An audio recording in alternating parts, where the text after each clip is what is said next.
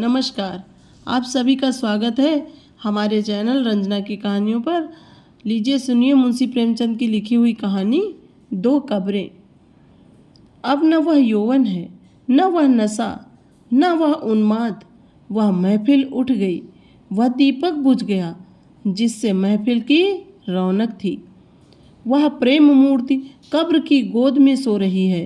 हाँ, उसके प्रेम की छाप अब भी हृदय पर है और उसकी अमर स्मृति आँखों के सामने।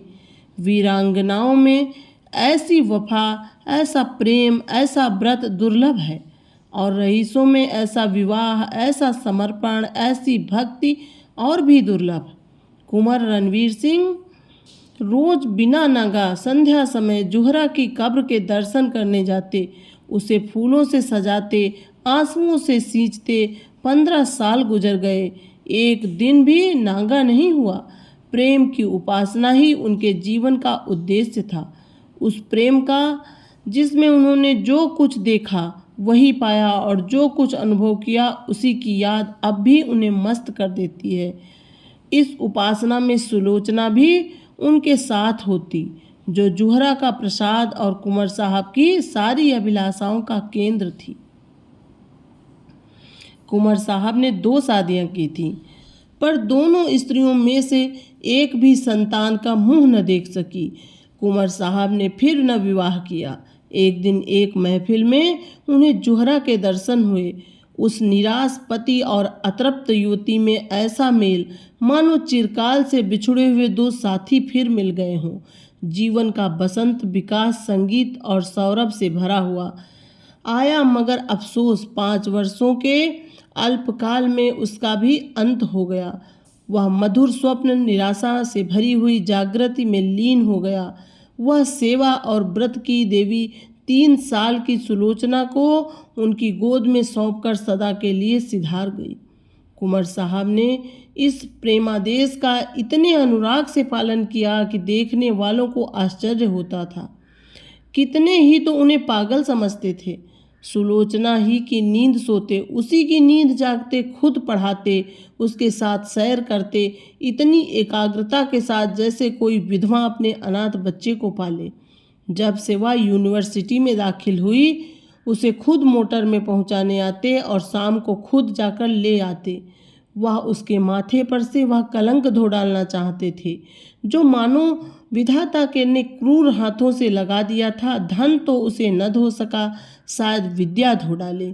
एक दिन शाम को कुंवर साहब जुहरा के मजार को फूलों से सजा रहे थे और सुलोचना कुछ दूर पर खड़ी अपने कुत्ते को गेंद खिला रही थी कि सहसा उसने अपने कॉलेज के प्रोफेसर डॉक्टर रामेंद्र को आते देखा।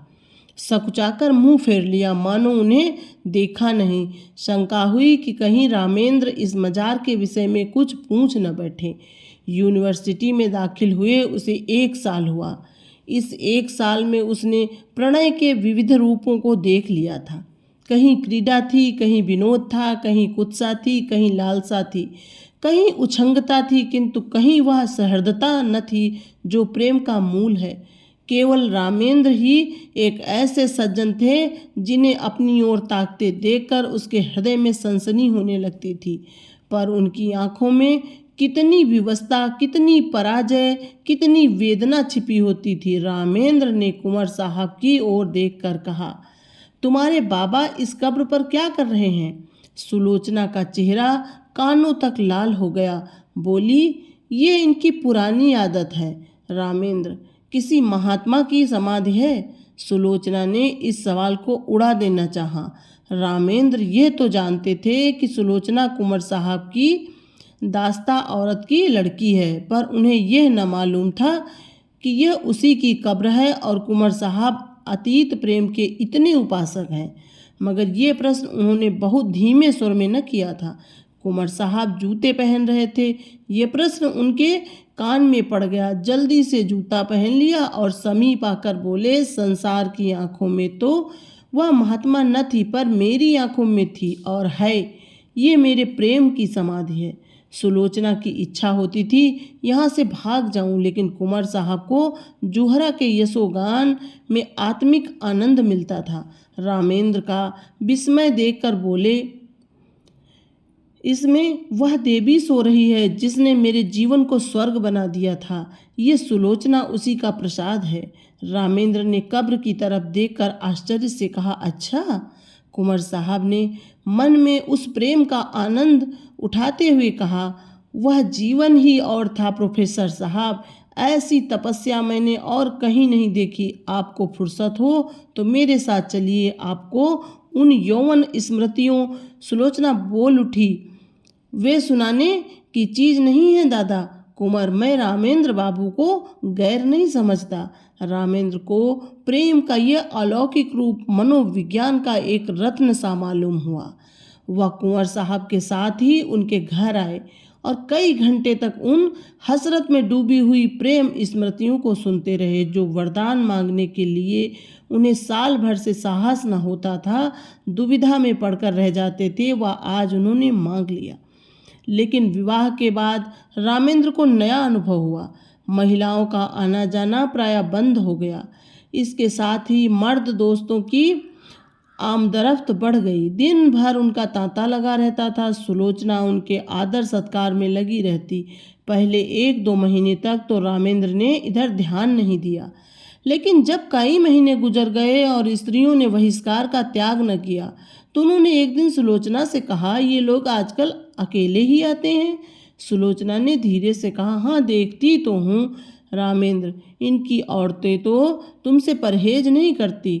सुलोचना, शायद करती हूँ रामेंद्र, मगर वे लोग तो विचारों के बड़ी स्वाधीन हैं, इनकी औरतें भी शिक्षित हैं, फिर ये क्या बात है? सुलोचना ने दबी जबान से कहा, मेरी समझ में कुछ नहीं आता। रामेंद्र ने कुछ देर असमंजस में पड़कर कहा, हम लोग किसी दूसरी जगह चले जाएं तो क्या हर्ज, वहाँ तो कोई हमें न जानता होगा। सुलोचना ने अब की तीव्र स्वर में कहा, दूसरी जगह क्यों जाएं? हमने किसी का कुछ बिगाड़ा नहीं है, किसी से कुछ मांगते नहीं, जिसे आना हो आए, ना आना हो ना आए, मुंह क्यों छिपाएं? धीरे धीरे रामेंद्र पर एक और रहस्य खुलने लगा जो महिलाओं के व्यवहार से कहीं अधिक घृणास्पद और अपमानजनक था। रामेंद्र को अब मालूम होने लगा कि ये महाशय जो आते हैं और घंटों बैठकर सामाजिक और राजनीतिक प्रश्नों पर बहसें किया करते हैं, वास्तव में विचार विनिमय के लिए नहीं आते, बल्कि रूप की उपासना के लिए आते हैं। उनकी आंखें सुलोचना को खोजती रहती हैं, उनके कान उसी की बातों की ओर लगे रहते हैं, उसकी रूप माधुरी का आनंद उठाना ही उनका अभीष्ट है। यहाँ उन्हें वह संकोच नहीं होता जो किसी भले आदमी की बहू बेटी की ओर आंखें नहीं उठने देता। शायद वे सोचते हैं यहाँ उन्हें कोई रोक टोक नहीं है। कभी कभी जब रामेंद्र की अनुपस्थिति में कोई महाशय आ जाते तो सुलोचना को बड़ी कठिन परीक्षा का सामना करना पड़ता। अपनी चितवनों से, अपने कुत्सित संकेतों से, अपनी रहस्यपूर्ण बातों से, अपनी लंबी सांसों से उसे दिखाना चाहते थे कि हम भी तुम्हारी कृपा के भिखारी हैं। अगर रामेंद्र का तुम पर 16वां आने अधिकार है तो थोड़ी सी दक्षिणा के अधिकारी हम भी हैं। सुलोचना उस वक्त जहर का घूंट पीकर रह जाती। अब तक रामेंद्र और सुलोचना दोनों क्लब जाया करते थे। वहाँ उदार सज्जनों का अच्छा जमघट रहता था। जब तक रामेंद्र को किसी की ओर संदेह न था, वह उसे आग्रह करके अपने साथ ले जाते थे। सुलोचना के पहुंचते ही यहाँ एक स्फूर्ति सी उत्पन्न हो जाती थी। जिस मेज पर सुलोचना बैठती उसे लोग घेर लेते। कभी कभी सुलोचना गाती थी, उस वक्त सब के सब उन्मत्त हो जाते। क्लब में महिलाओं की संख्या अधिक न थी, मुश्किल से 5-6 लेडियां आती थीं, मगर वे भी सुलोचना से दूर दूर रहती थीं। बल्कि अपनी भाव भंगिमाओं और कटाक्षों से वे उसे जता देना चाहती थी कि तुम पुरुषों का दिल खुश करो, हम कुल वधुओं के पास तुम नहीं आ सकती। लेकिन जब रामेंद्र पर इस कटु सत्य का प्रकाश हुआ तो उन्होंने क्लब जाना छोड़ दिया, मित्रों के यहाँ आना जाना भी कम कर दिया और अपने यहाँ आने वालों की भी उपेक्षा करने लगे। वह चाहते थे कि मेरे एकांतवास में कोई विघ्न न डाले। आखिर उन्होंने बाहर आना जाना छोड़ दिया। अपने चारों ओर छल कपट का जाल सा बिछा हुआ मालूम होता था। किसी पर विश्वास न करते थे, किसी से सद्व्यवहार की आशा नहीं। सोचते ऐसे धूर्त कपटी दोस्ती की आड़ में गला काटने वाले आदमियों से मिले ही क्यों। वे स्वभाव से मिलनसार आदमी थे, पक्के यारबाज। ये एकांतवास, जहाँ न कोई सैर थी, न विनोद, न कोई चहल पहल, उनके लिए कठिन कारावास से कम न था।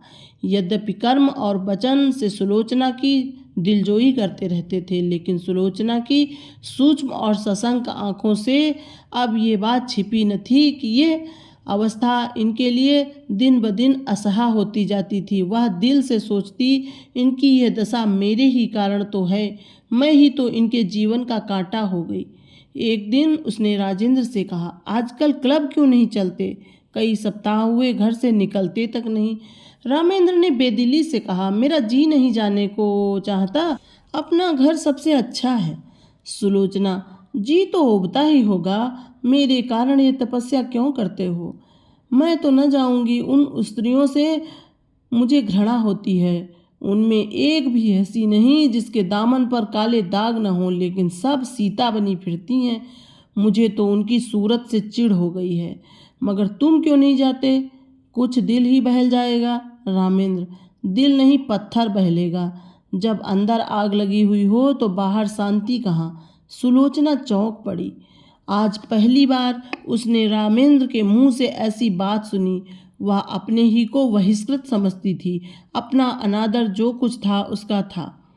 रामेंद्र के लिए तो अब भी सब दरवाजे खुले हुए थे। वह जहाँ चाहें जा सकते हैं, जिससे चाहें मिल सकते हैं, उनके लिए कौन सी रुकावट है?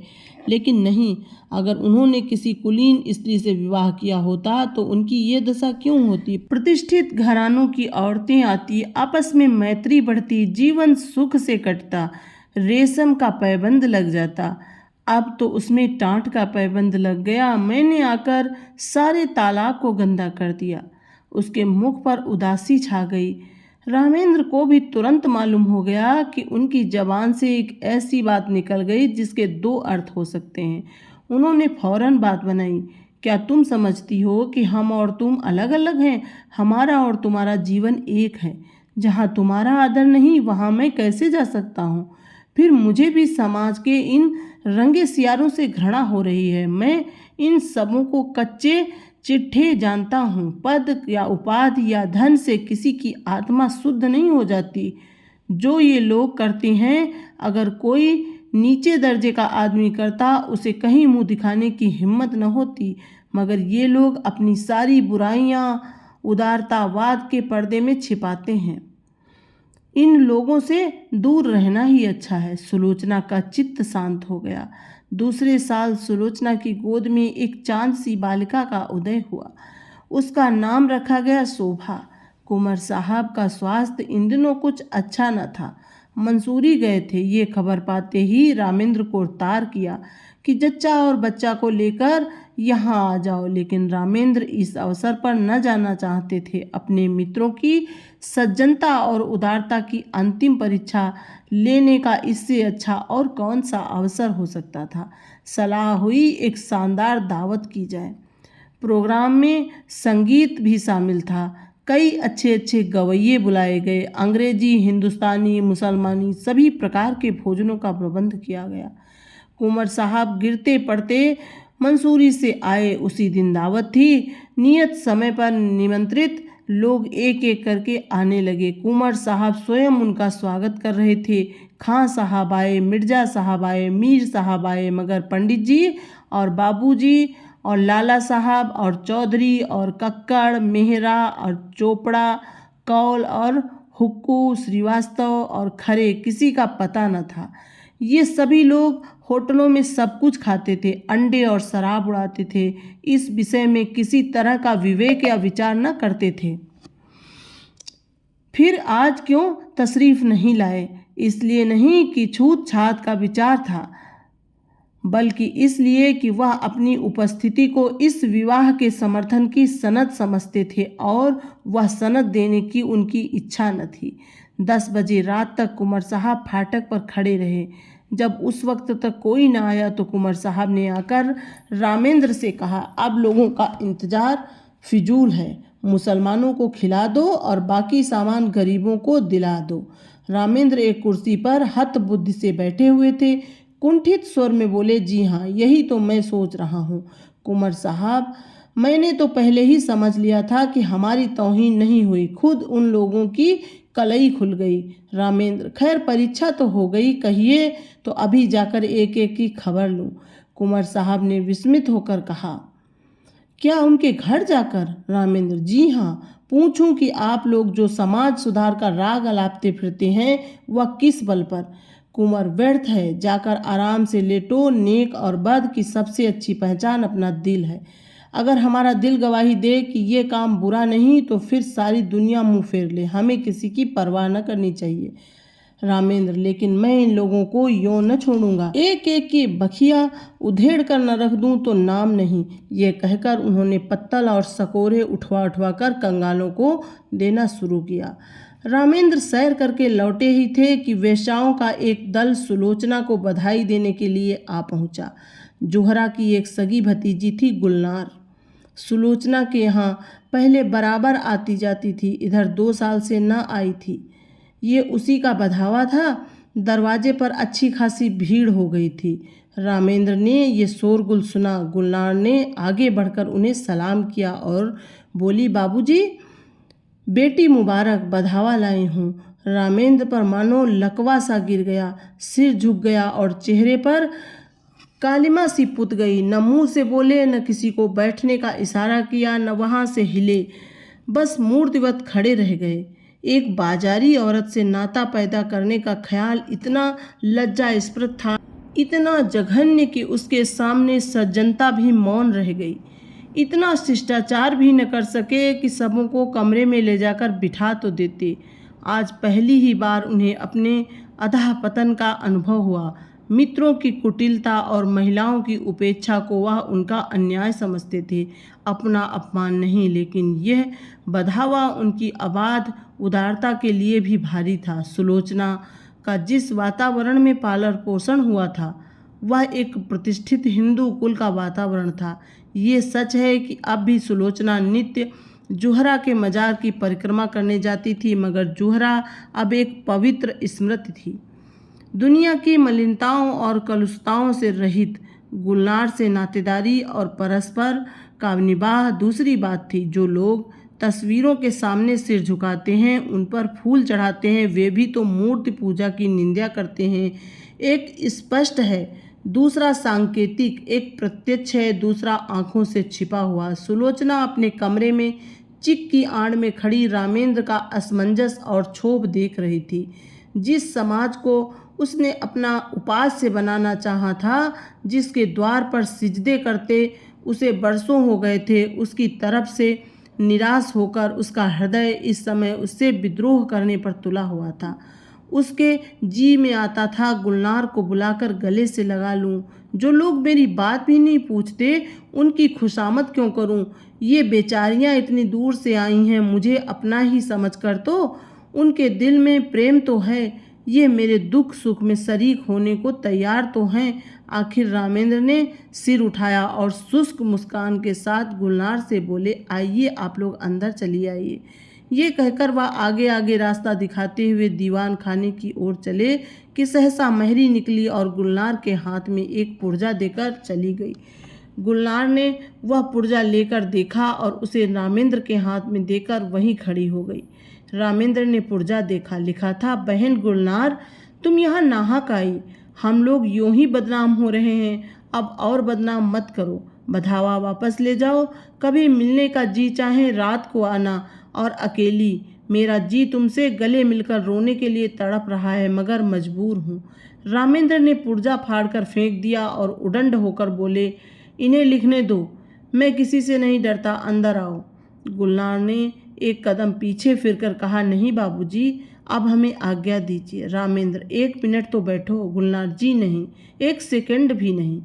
गुलनार के चले जाने के बाद रामेंद्र अपने कमरे में आ बैठे। जैसी पराजय उन्हें आज हुई वैसी पहले कभी न हुई थी। वह आत्माभिमान, वह सच्चा क्रोध जो अन्याय के ज्ञान से पैदा होता है, लुप्त हो गया था।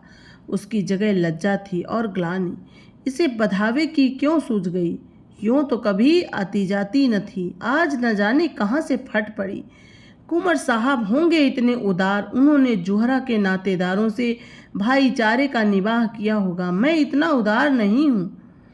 कहीं सुलोचना छिपकर इसके पास आती जाती तो नहीं। लिखा भी तो है कि मिलने का जी चाहे तो रात को आना, और अकेली क्यों न हो, खून तो वही है, मनोवृत्ति वही, विचार वही, आदर्श वही। माना कुंवर साहब के घर में पालन पोषण हुआ, मगर रक्त का प्रवाह इतनी जल्दी मिट सकता है? अच्छा, दोनों बहनें मिलती होंगी तो उनमें क्या बातें होती होंगी? इतिहास या नीति की चर्चा तो नहीं हो सकती, वही निर्लज्जता की बातें होती होंगी। गुलनार अपना वृत्तांत कहती होगी, उस बाजार के खरीदारों और दुकानदारों के गुण दोषों पर बहस होती होगी।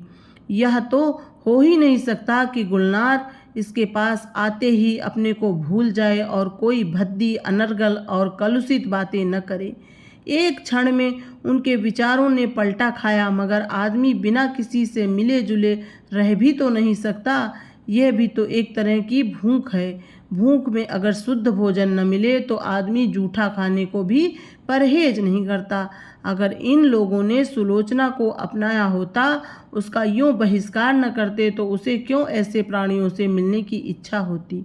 उसका कोई दोष नहीं, ये सारा दोष परिस्थितियों का है जो हमारे अतीत की याद दिलाती रहती हैं। रामेंद्र इन्हीं विचारों में पड़े हुए थे कि कुंवर साहब आ पहुँचे और कट स्वर में बोले, मैंने सुना गुलनार अभी बधावा लाई थी, तुमने उसे लौटा दिया। रामेंद्र का विरोध सजीव हो उठा। बोले, मैंने तो नहीं लौटाया, सुलोचना ने लौटाया, पर मेरे ख्याल में अच्छा किया। कुंवर, तो यह कहो तुम्हारा इशारा था, तुमने इन पतितों को अपनी ओर खींचने का कितना अच्छा अवसर हाथ से खो दिया। सुलोचना को देखकर जो कुछ असर पड़ा वह तुमने मिटा दिया। बहुत संभव था कि एक प्रतिष्ठित आदमी से नाता रखने का अभिमान उसके जीवन में एक नए युग का आरंभ करता, मगर तुमने इन बातों पर जरा भी ध्यान न दिया। रामेंद्र ने कोई जवाब न दिया। कुंवर साहब जरा उत्तेजित होकर बोले, आप लोग ये क्यों भूल जाते हैं कि हर एक बुराई मजबूरी से होती है। चोर इसलिए चोरी नहीं करता कि चोरी में उसे विशेष आनंद आता है, बल्कि केवल इसलिए कि जरूरत उसे मजबूर कर देती है। हाँ, वह जरूरत वास्तविक है या काल्पनिक, इसमें मतभेद हो सकता है।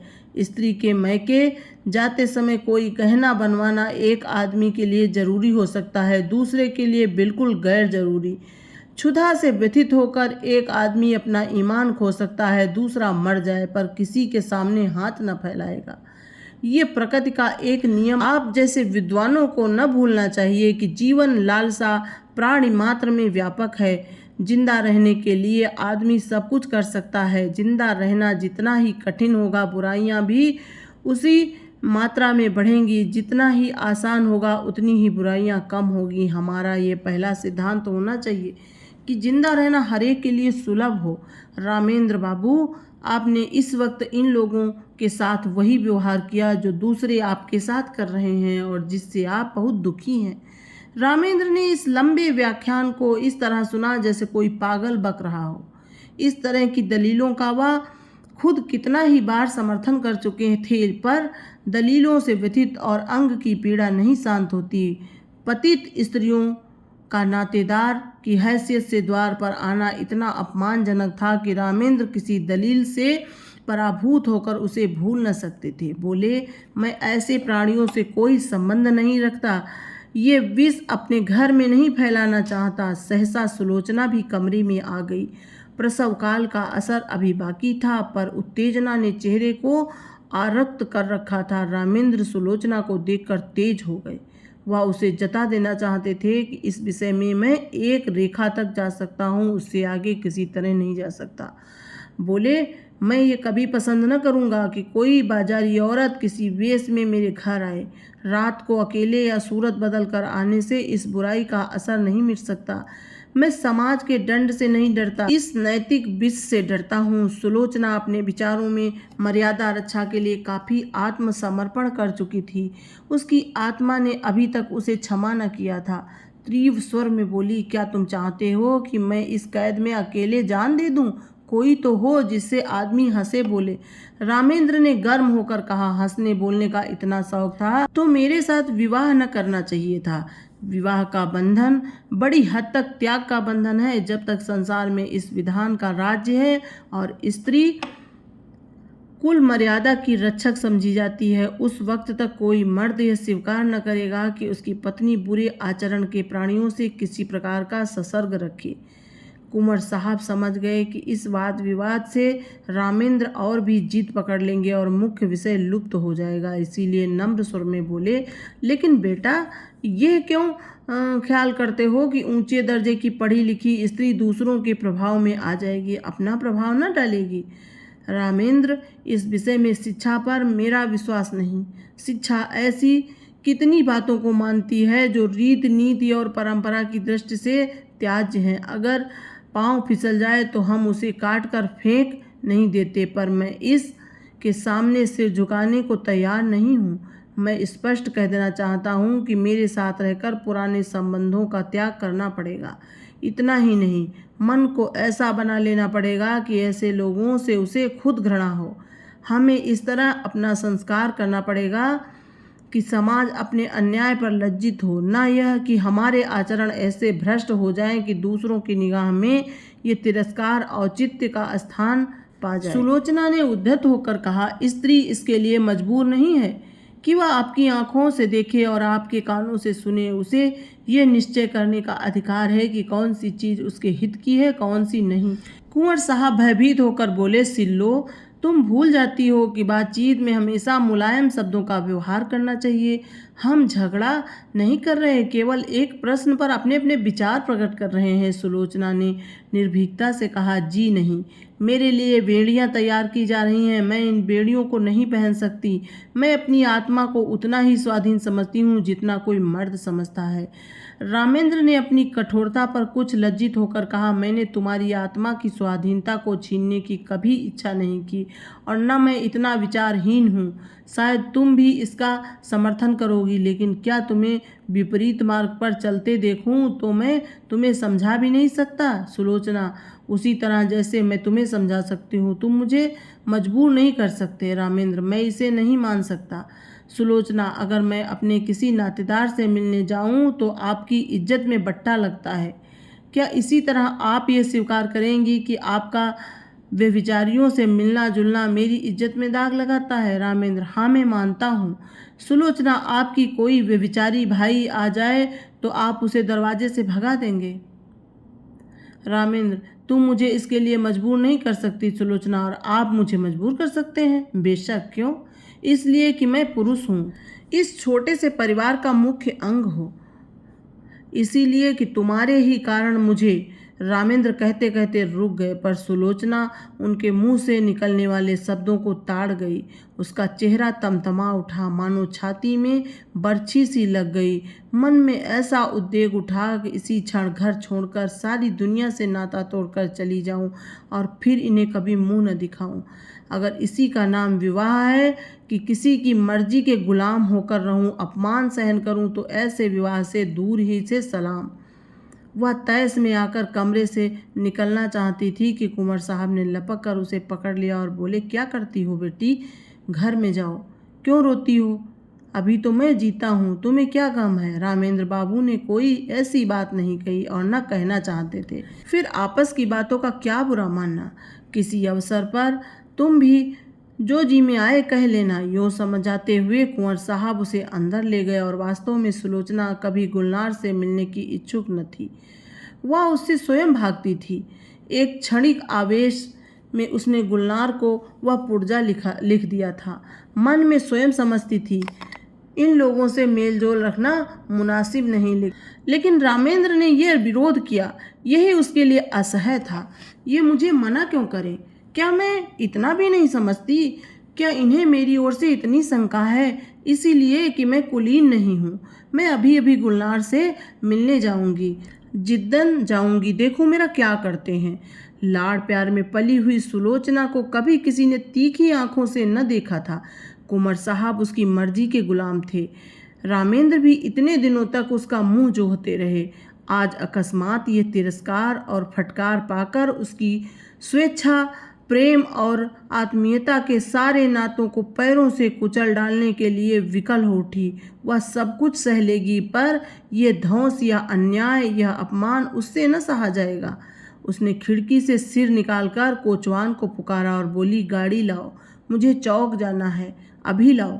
कुंवर साहब ने चुमकार कर कहा, बेटी सिल्लो, क्या कर रही हो? मेरे ऊपर दया करो, इस वक्त कहीं मत जाओ, नहीं हमेशा के लिए पछताना पड़ेगा। रामेंद्र बाबू भी बड़े गुस्सेवर आदमी हैं, फिर तुमसे बड़े हैं, ज़्यादा विचारवान हैं, उन्हीं का कहना मान जाओ।